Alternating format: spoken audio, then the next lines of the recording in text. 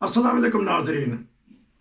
रोशन TV international की कोशिश होती है कि जो खबरें होती हैं उनके ऊपर तबसरा किया जाए, और बाज़ खबरें ऐसी होती हैं जो दब जाती हैं हालात की वजह से, क्योंकि पाकिस्तान में सियासी हालात अच्छे नहीं हैं, मुआशी तौर पे भी पाकिस्तान में हालात अच्छे नहीं हैं।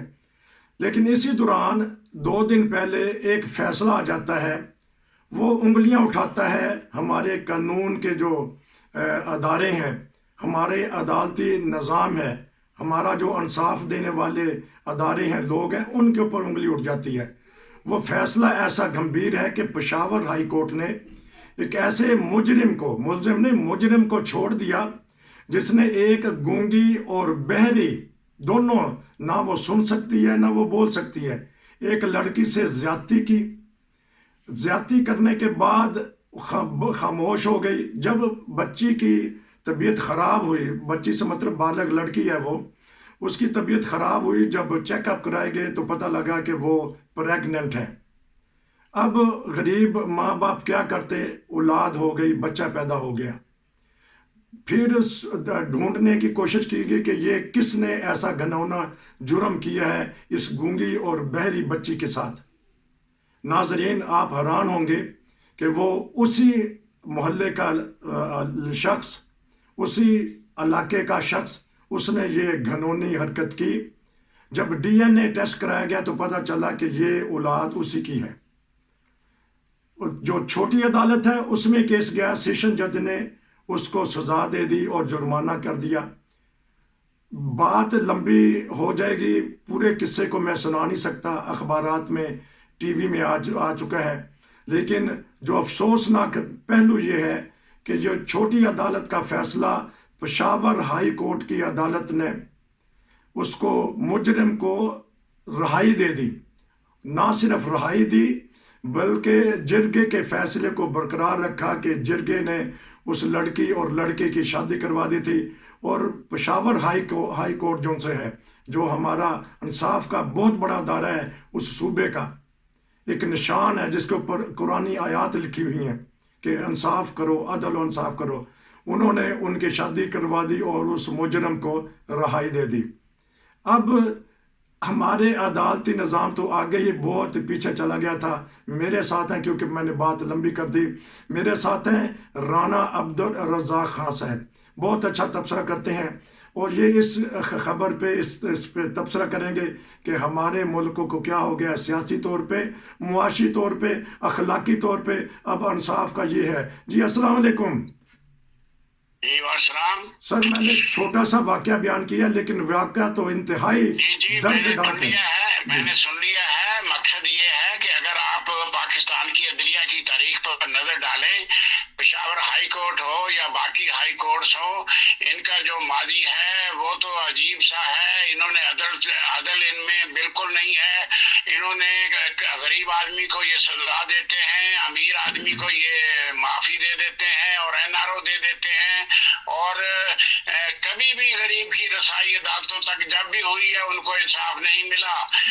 आप शुरू से देख लें, अगर बड़े केसों को देखें तो उसमें आपको नजर आएगा भुट्टो की फांसी नजर आएगी, आपको ये बांग्लादेश का क्याम नजर आएगा, आपको बहुत चीजें नजर आएंगी, जहाँ फातिमा जना आपको नजर आएगी मजलूम, लियाकत अली खान का कत्ल नजर आएगा। और गरीब की जो बात है, ये पेशावर हाई कोर्ट की आप बात कर रहे हैं, पेशावर हाई कोर्ट तो बिल्कुल ये उन लोगों की बांधी है जिनके पास रुपया है, पैसा है, दौलत है, शख्सियत है।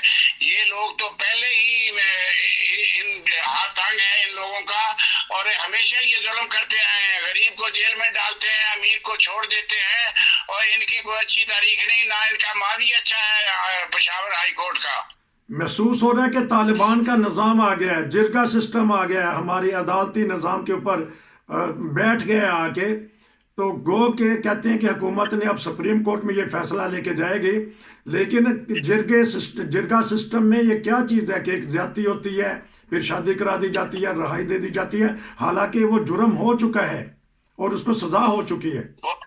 जिरगा सिस्टम जो होता है اس میں شرع کا لحاظ بھی کم رکھا جاتا ہے، قوانین کا خیال بھی رکھا نہیں جاتا، وہاں امن اور صلح کو ترجیح دی جاتی ہے، اور وارثان کو صلح کی ترغیب دے کر، ڈرا دھمکا کر یا پیسہ روپیہ دے کر ان کی صلح کروائی جاتی ہے، اور یہ ہے جرگہ کا یہ نظام ہے۔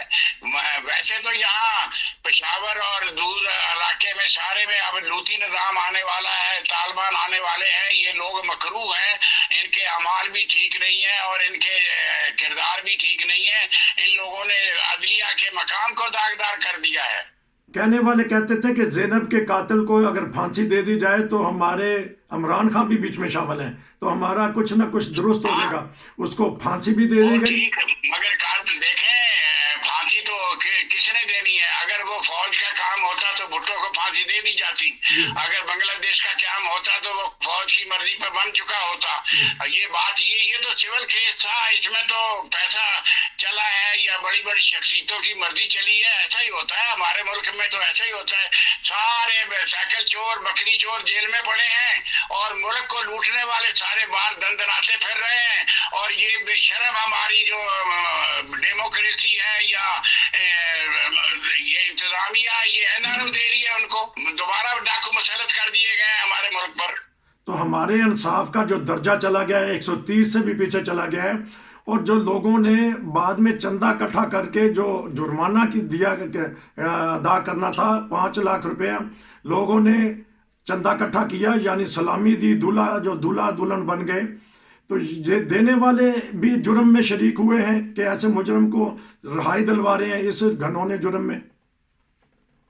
یہ معاشرہ میں ہمارا جو نئی ڈگر پر چل رہا ہے، یہ تباہی کی طرف جا رہا ہے، ان میں اچھے اور برے کی کوئی تمیز نہیں رہی، نہ ہی عادل فروخی ہے نہ عادل جہانگیری ہے، یہاں تو مائٹ از رائٹ چل رہا ہے، اور ہائی کورٹ ہو یا سپریم کورٹ ہو، وہ معاشرے کی رو میں بہہ رہا ہے، ان کو نظر آتا ہے، ان کو دھمکیاں آتی ہیں، تمہارے بچے اغوا کر دیے جائیں گے، تمہیں قتل کر دیا جائے گا، تمہیں فلاں کر دیا جائے گا، یہ لوگ انصاف نہیں کر سکتے۔ تو خیبر پختونخوا تو آگے ہی ایک بارود کے ڈھیر پہ ہے، طالبان سر پہ ہیں، آئے دن وہ دھمکیاں دے رہے ہیں، خطوط بھی لکھ رہے ہیں۔ اگر سب سے پہلے حملہ انہوں نے کیا افغان یا طالبان نے، تو اس میں تو یہی ہمارے علاقے ہیں جس میں ہم آپس میں ہم سیاسی طور پہ بھی اور معاشی طور پہ بھی اور اخلاقی طور پہ بھی تباہ ہوئے ہیں۔ بھئی یہ لوگ تو متشددین ہیں، سارے ایکسٹریمسٹ ہیں، یہ لوگ تو انتہا پسند ہیں، یہ لوگ تو عدل سے کام نہیں لیں گے، ان کے دماغ میں جو عدل آئے گا اس کو عدل کہتے ہیں، جو نہیں آئے گا اس کو یہ عدل نہیں کہتے۔ یہ تو ان کی اپنی سوچ ہے، نہ یہ قرآنی ہے نہ ایمانی ہے نہ اسلامی ہے، یہ تو مائٹ از رائٹ چل رہا ہے۔ کیونکہ رانا صاحب ایک اور میٹنگ پہ جا رہے ہیں، ان کے پاس تھوڑا وقت تھا، تو آپ کا بہت شکریہ۔ ناظرین، یہ ایک ایسا مسئلہ ہے جو ہم نے اٹھایا ہے، پاکستانی میڈیا نے بھی اٹھایا ہے، وہاں عورت فاؤنڈیشن کی جو چیئرمین ہے انہوں نے بھی اٹھایا ہے کہ کتنی ظلم اور زیادتی ہو رہی ہے پاکستان میں بچوں کے ساتھ، خواتین کے ساتھ، اور ہمارے عدالتی نظام سو رہا ہے، انگلیاں اٹھ رہی ہیں ہمارے اس قانون پہ۔ ایسا کیا قانون کا فائدہ جہاں عدل و انصاف نہیں، مظلوم کی آہ نہیں سنی جاتی۔ اگر آپ نے بھی اس معاملے میں کوئی تبصرہ کرنا چاہتے ہیں، کوئی رائے دینا چاہتے ہیں، کوئی مشورہ کرنا چاہتے ہیں، روشن ٹی وی انٹرنیشنل ہمارے کا ملک میں ان قریب خانہ جنگی ہونے والی ہے، مائٹ از رائٹ کے بعد خانہ جنگی ہوتی ہے، یہ انارکی ملک میں پھیلنے والی ہے، یہاں کوئی نظام نہیں ہے، نہ جسٹیفیکیشن ہوتی ہے، ادارے فیل ہو چکے ہیں، مہنگائی زور پکڑ رہی ہے، اور کوئی انصاف نہیں، کوئی عدالت نہیں جو اپنا کام کر رہی ہو، انتظامیہ خود ملی بھگت سے چل رہی ہے۔ اللہ تعالیٰ فضل کرے، ہمارے ملک کے لیے دعا کرنی چاہیے۔ اللہ تعالیٰ فضل و کرم فرمائے، کیونکہ ڈیفالٹ کا بھی خطرہ ہے۔ رانا صاحب آپ کا بہت شکریہ، انشاءاللہ آپ سے دوبارہ ہم تبصرہ لیں گے۔ جو ملک کی سیاسی صورتحال ہے اس پہ یقیناً آپ عبور رکھتے ہیں، آپ کا شکریہ۔ جڑے رہیے روشن ٹی وی انٹرنیشنل کے ساتھ۔ نصیر کو اجازت دیجیے، السلام علیکم۔